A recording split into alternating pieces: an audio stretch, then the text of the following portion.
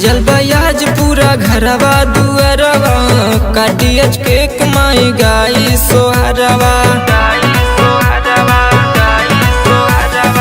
सजल बयाज पूरा घरवा दुअरवा काटियज के कमाई गाई सोहरवा। 23 दिसंबर के हवे आज दीनावा शुभ हवे ईता महीनावा संगम के हवे जन्मदिनावा। बेटी खुश रहा बरहो महीनावा संगम के हवे जन्मदिनावा।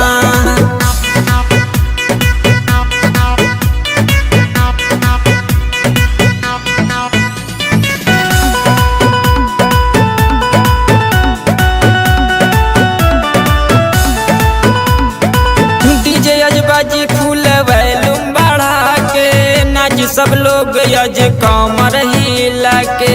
खुशी के दिन हवे नजर ना लगे कटियज केक माथे तिलक लगा के।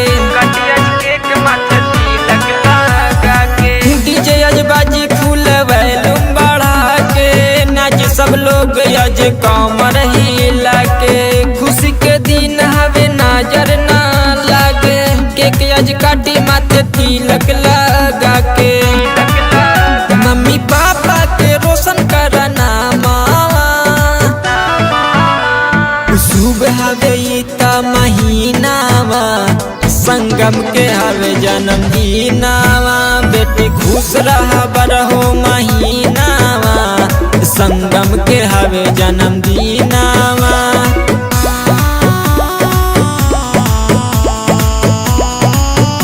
अरे हैप्पी बर्थडे बेटा।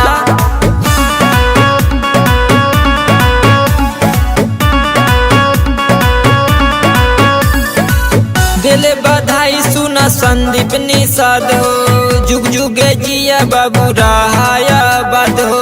तोहरा के लागे ना केहू के नजरिया तेज बहादुरों के लाग जाऊ मरिया। दिले बधाई सुना संदीप निषाद हो जुग जुगे जिया बाबू रहाया बाद हो। तोहरा के लागे ना केहू के नजरिया तेज बहादुरों के लाग जाऊ मरिया। सब पूरा हुए तोहरो सपनावा शुभ हवे ईता महीनावा संगम के हवे जन्मदिनावा। बेटी खुश रहा बरहो महीनावा संगम के हवे जन्मदिनावा।